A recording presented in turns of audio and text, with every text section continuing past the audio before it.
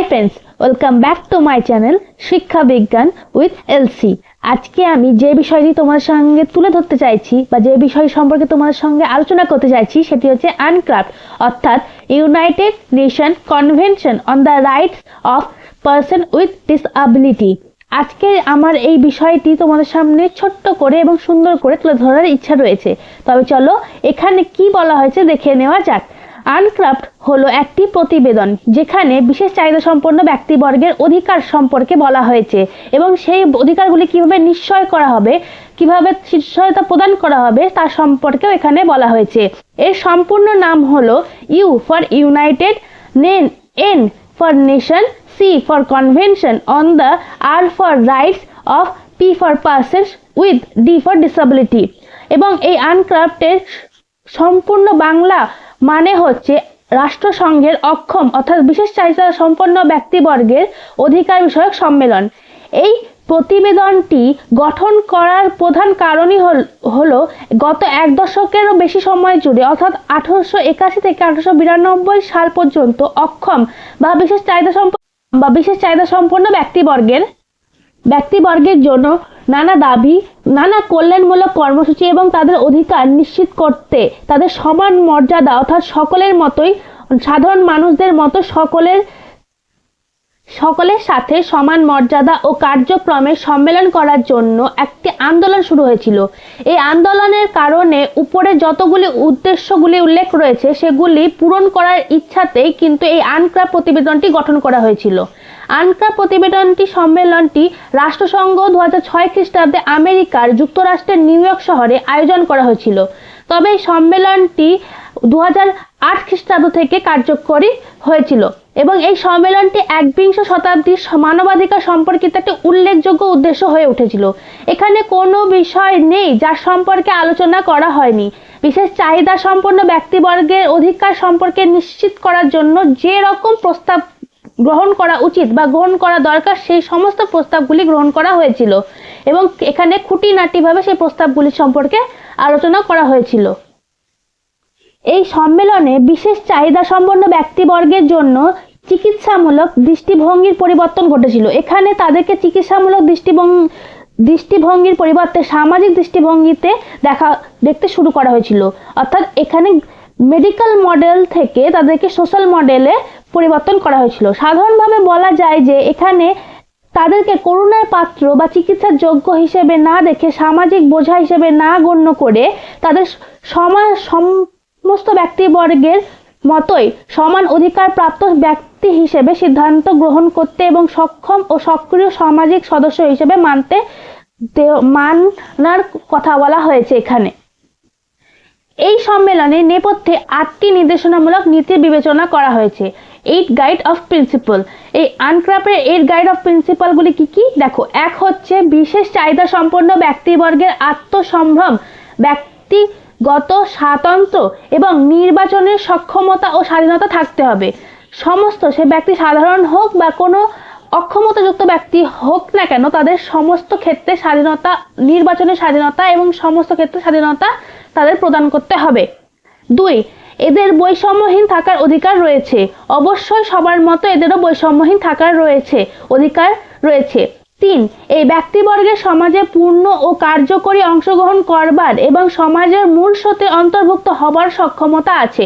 অবশ্যই এই অক্ষমতাযুক্ত ব্যক্তিদের অন্যান্য সাধারণ ব্যক্তির মতোই সমাজে পূর্ণ ও কার্যকরী হিসেবে অংশগ্রহণ করার এবং সমাজের মূল স্রোতে অন্তর্ভুক্ত হওয়ারও ক্ষমতা রয়েছে।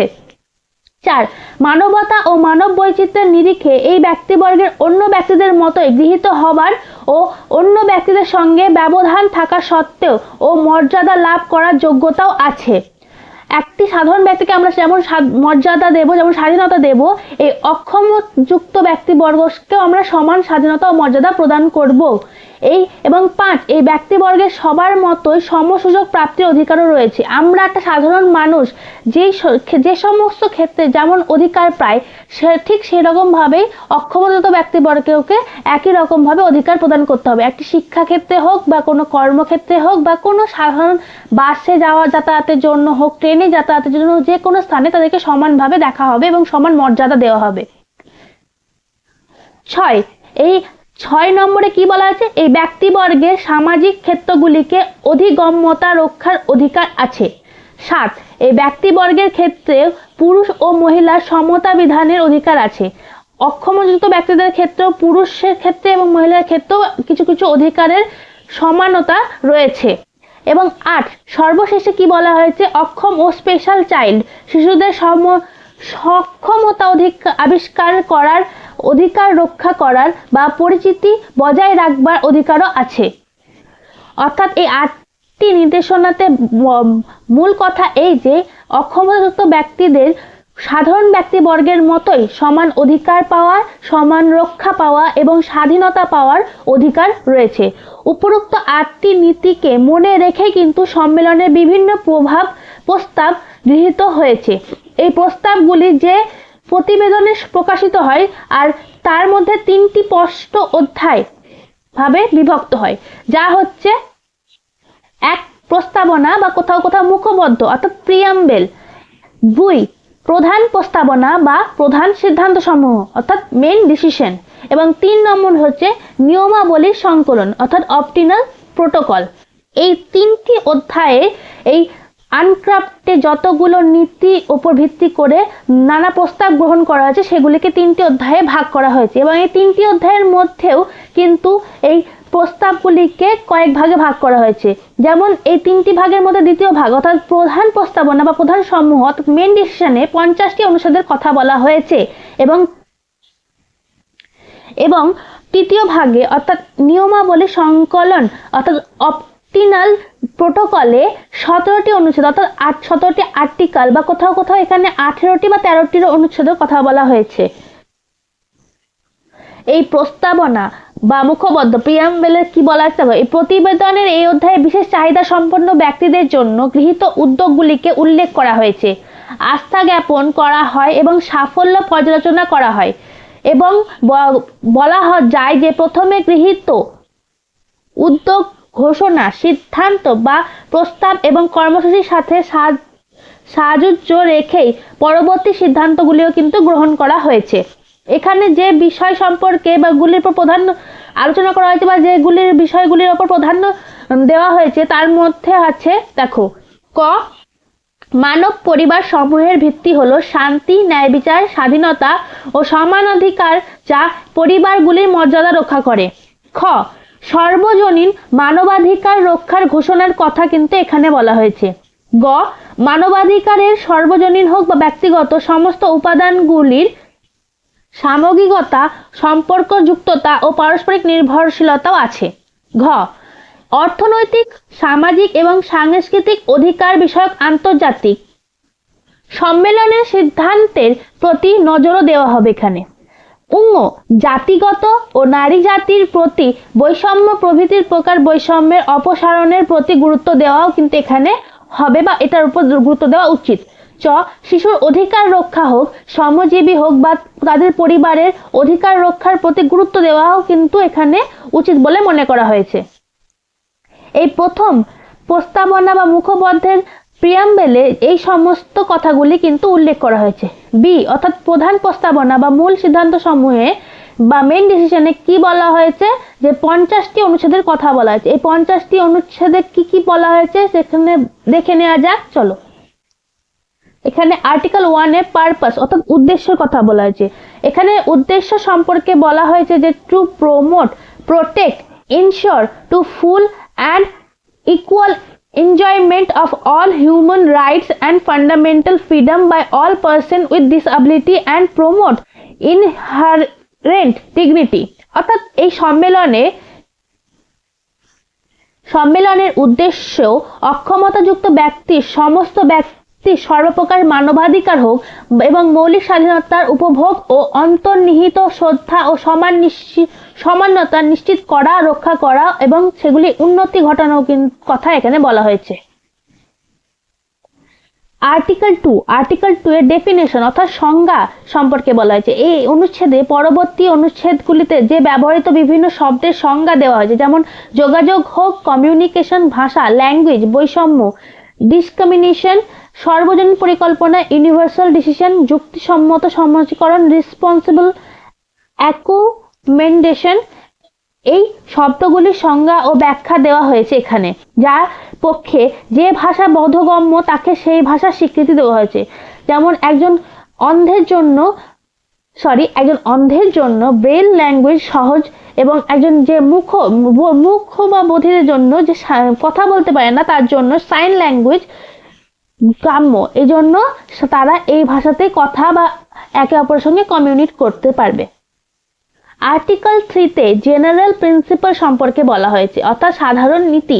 এই অনুচ্ছেদে যে সমস্ত বিষয়গুলির কথা বলা হয়েছে তা হলো সম্মান, বৈষম্যহীনতা, একত্রীভূত সমাজে পরিপূর্ণ এবং কার্যকর অংশগ্রহণ, full effective participation in inclusive society, বৈচিত্র্যের প্রতি শ্রদ্ধা, সমসুযোগ, অবাধ প্রবেশাধিকার, নারী ও পুরুষের সাম্য ও সামর্থ্যের ক্রমিক বিকাশের প্রতি মর্যাদা দান। এই সমস্ত বিষয়ে এখানে অর্থাৎ জেনারেল প্রিন্সিপালে বলা হয়েছে। আর্টিকেল 4-এ বলা হয়েছে জেনারেল অব্লিগেশন, অর্থাৎ সাধারণ দায়। এখানে বলা হয়েছে এই অনুচ্ছেদে রাষ্ট্রসমূহের সমস্ত কর্তব্য সম্পর্কে আলোচনা করা হয়েছে। যেমন 1, যথাযথ প্রশাসনিক উদ্যোগ নিয়ে আইনগত কার্যক্রম করতে হবে। 2, এই আইন কোনো নীতির প্রতিপন্থী হলে তার সংশোধন বা বর্জন করতে হবে। 3, মানবাধিকার রক্ষা, প্রচার ও বৈষম্যের বিলোপ ঘটাতে হবে। এবং 4, যত বেশি সম্ভব তত সম্পদ নিয়োগ করতে হবে এই কাজে। 5, বর্তমান সমাজ ও রাজনৈতিক স্তরে আইনগুলি সাপেক্ষ প্রচার করতে হবে। এই আর্টিকেল 4 বা সাধারণ দায় বা জেনারেল অব্লিগেশনে এই সমস্ত কথার উল্লেখ করা হয়েছে। আর্টিকেল 5-এ বলা হয়েছে ইকুয়ালিটি অ্যান্ড নন ডিসক্রিমিনেশন, অর্থাৎ সমতা ও বৈষম্যহীনতা সম্পর্কে বলা হয়েছে। এখানে কি বলা হয়েছে দেখে নেওয়া যাক। এই অনুচ্ছেদের বিষয়বস্তু হলো সমতা ও বৈষম্যহীনতা। যেমন 1, রাষ্ট্র সকলকে স্বীকৃতি দেবে যে সকল মানুষ সমান। অবশ্যই এটা আমাদেরকে স্বীকৃতি হবে যে একটা মানুষ কখনোই অন্যের থেকে আলাদা নয়, সবাই একে অপরের প্রতি সমান মর্যাদা থাকবে এবং সমান হবে। 2, বৈষম্য আইনগত নিষিদ্ধ ঘোষণা করা হবে। 3, সর্বত্র সকলের অবাধ স্থান বজায় রাখতে হবে, সব স্থানেই সকলের জন্য একটি স্থান বজায় থাকতে হবে। 4, সমস্ত পদক্ষেপ দ্রুত গ্রহণ করতে হবে। আর্টিকেল 6 বলা হয়েছে উমেন উইথ ডিসেবিলিটি, যে সমস্ত নারী অক্ষমতা যুক্ত হয় তাদের সম্পর্কে এখানে বলা হয়েছে।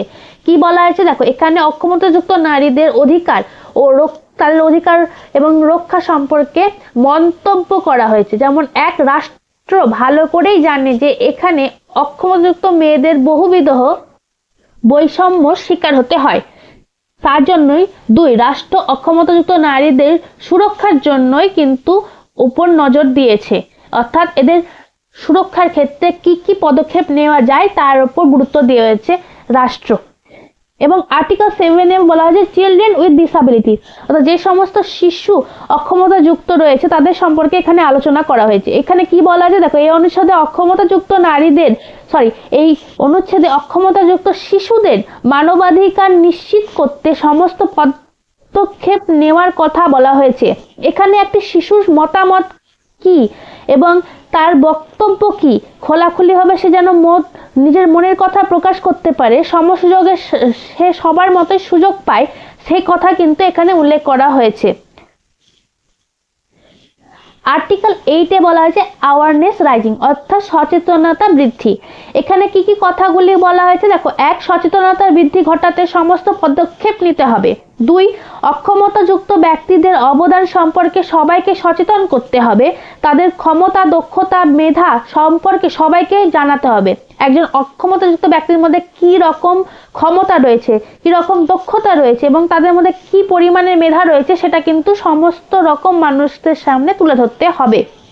3, বদ্ধমূল প্রথা, কুসংস্কার, ক্ষতিকর প্রথা, সমস্ত রকম জিনিস যেগুলো ক্ষতি করতে পারে সমাজে সেগুলোকে বন্ধ করতে হবে।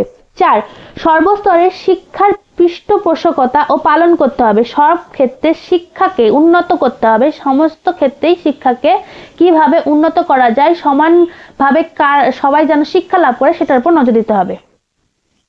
আর্টিকেল 9 দেখো অ্যাক্সেসিবিলিটি, অর্থাৎ অনুচ্ছেদ 9 কি বলা আছে, অধিগম্যতা। এখানে কি কথা বলা হয়েছে, এই নবম অনুচ্ছেদের বিষয় হলো অধিগম্যতা। এই অধিগম্যতা নিশ্চিত করার জন্য ভবন, পথ, যানবাহন, ঘরের বাইরে সর্বত্র সুব্যবস্থা জারি করতে হবে এবং যেটি নিশ্চিত করতে হবে যে একটি শিশুর পক্ষে, সে সাধারণ হোক বা কোনো রকম অক্ষমতাযুক্ত হোক, তারা যেন সেই সমস্ত ব্যবস্থা, সুযোগ সুবিধা পায়।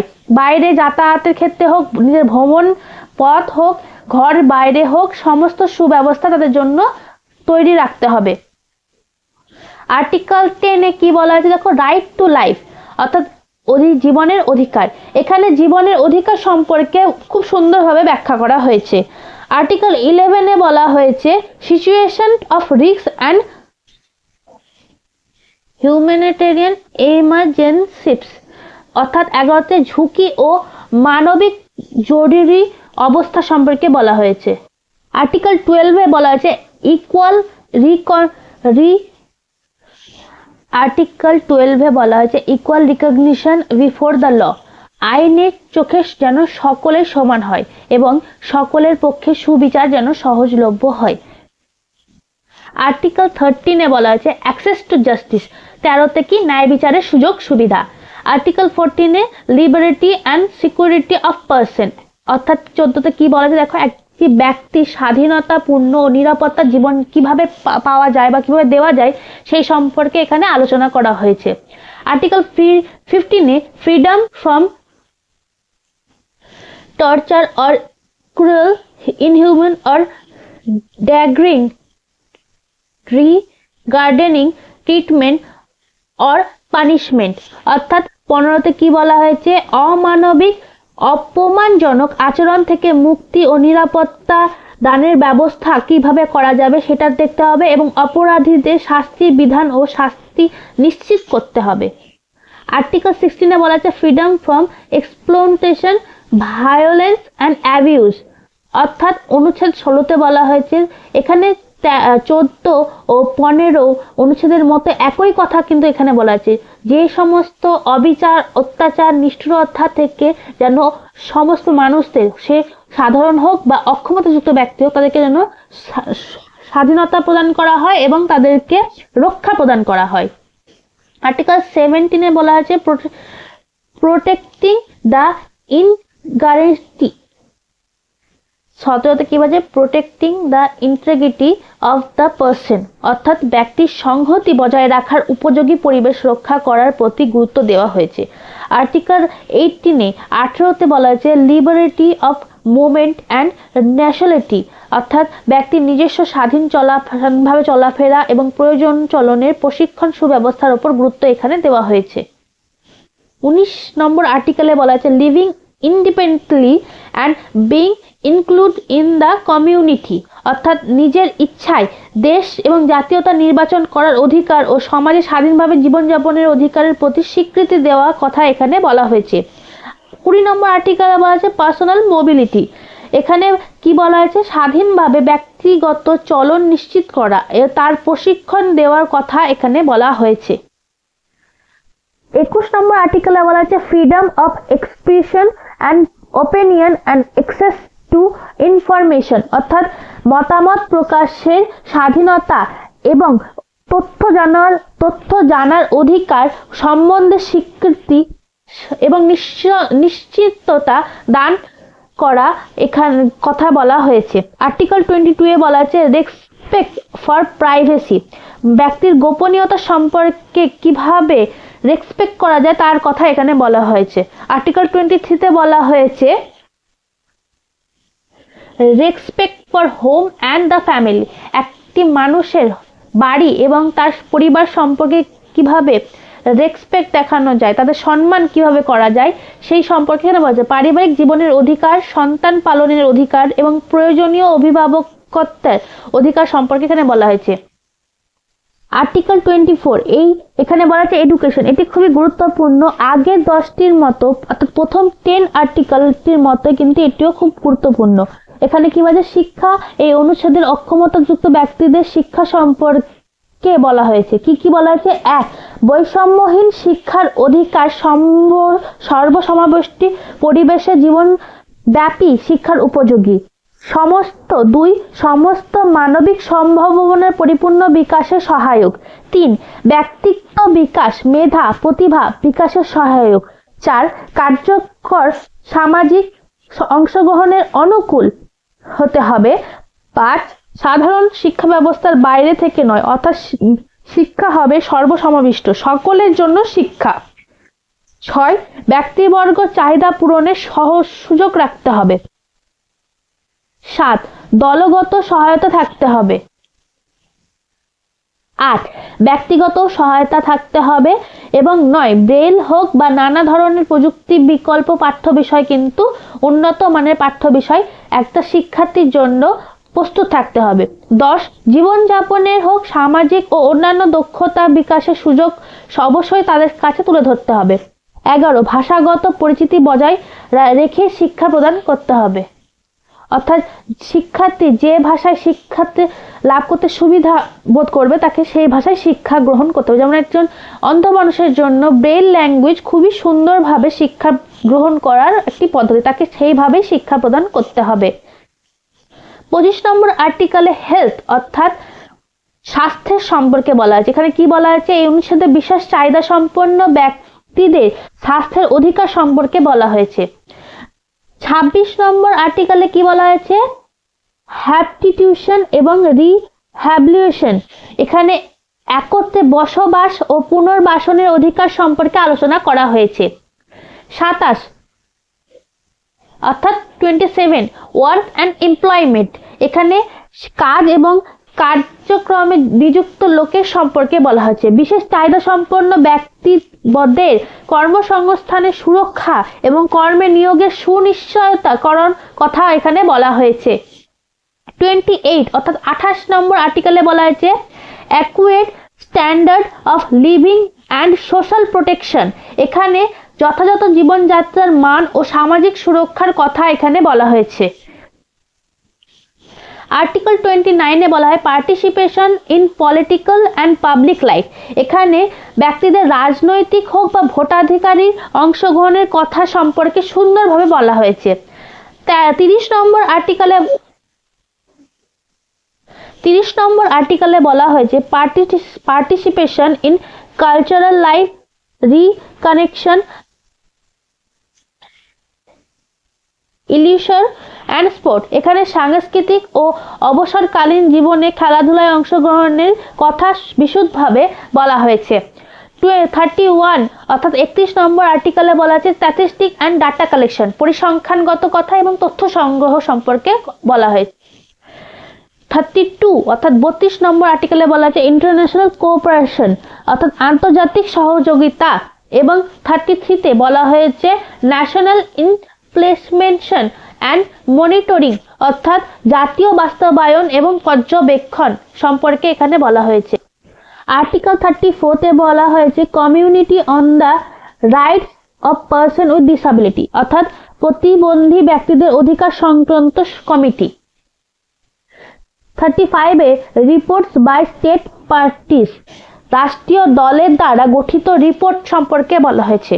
36 বলা হয়েছে কনসিডারেশন অফ রিপোর্টস প্রতিবেদনের বিবেচনা। 37 বলা হয়েছে কোঅপারেশন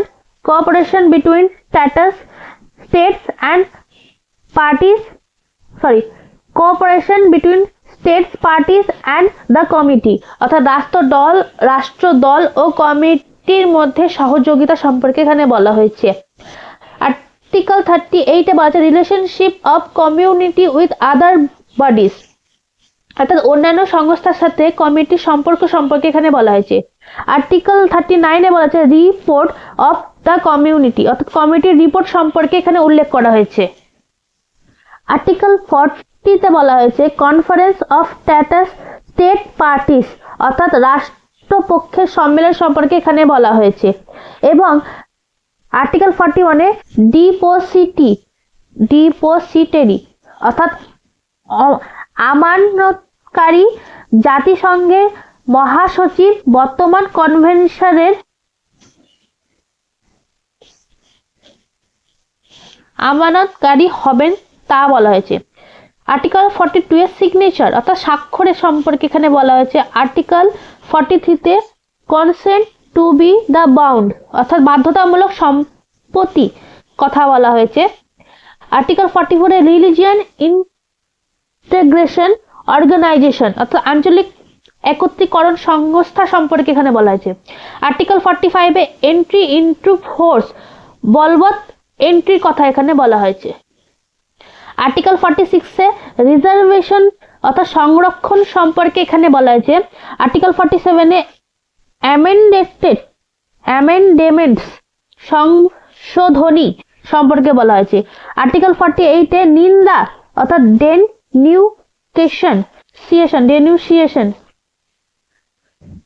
ডেনুন্সিয়েশন অর্থাৎ নিন্দা সম্পর্কে বলা হয়েছে। আর্টিকেল 49 এ এক্সেসিবলি ফরম্যাট অর্থাৎ অ্যাক্সেসযোগ্য বিন্যাস সম্পর্কে বলা হয়েছে। অথেন্টিক টেক্সট 50-তে বলা আছে প্রামাণিক পাঠ্য সম্পর্কে বলা আছে। তাহলে প্রধান প্রস্তাবনায় বা মেইন ডিসিশনে এই 50টি আর্টিকেল সম্পর্কে বলা হয়েছে, যার মধ্যে এডুকেশন এবং প্রথম 10টি অনুচ্ছেদ গুরুত্বপূর্ণ। এরপর তৃতীয় অনুচ্ছেদ বা তৃতীয় অধ্যায়ে কি বলা হয়েছে, যেখানে দেখো এরপর তৃতীয় অধ্যায়ে অপটিওনাল প্রোটোকল বা নিয়মাবলী সংকলনে বলা হয়েছে মোট 18টি আর্টিকেলের কথা। এখানে এইগুলি নিয়ম কানুন সংক্রান্ত বিষয় সম্পর্কে বলা হয়েছে, তাই সেজন্য তার বিবরণ এখানে অপ্রয়োজনীয়। কারণ এখানে অক্ষমতাযুক্ত ব্যক্তির জন্য কি কি অধিকার প্রদান করা হয়েছে, তাদের জন্য কি কি স্বাধীনতা প্রদান করা হয়েছে, তাদের শিক্ষাক্ষেত্রে কেমন অধিকার রয়েছে সেই সম্পর্কে বলা হয়েছে। তার জন্য প্রধান প্রস্তাবনা অর্থাৎ মেইন ডিসিশনে যে 15টি অনুচ্ছেদ রয়েছে সেগুলি গুরুত্বপূর্ণ। তবে চলো আশা করা যাক আজকের এই বিষয়টি তোমাদের কাছে সুন্দরভাবে স্পষ্টভাবে এবং আমি তুলে ধরতে পেরেছি এবং এটি তোমাদের খুব ভালো লেগেছে। যদি কোনো ভুল ত্রুটি হয়ে থাকে সেটি আমাকে অবশ্যই কমেন্টে জানিও, এবং তোমাদের কাছে যদি এই বিষয় সম্পর্কে নতুন কোনো তথ্য থাকে সেটি সম্পর্কেও আমাকে কমেন্টে অবশ্যই জানিও। তবে কেমন লাগলো ভিডিওটি অবশ্যই আমাকে জানিও, এবং এই ভিডিওটি এবং আমার চ্যানেলটি অবশ্যই লাইক, শেয়ার এবং সাবস্ক্রাইব করো। Thank you.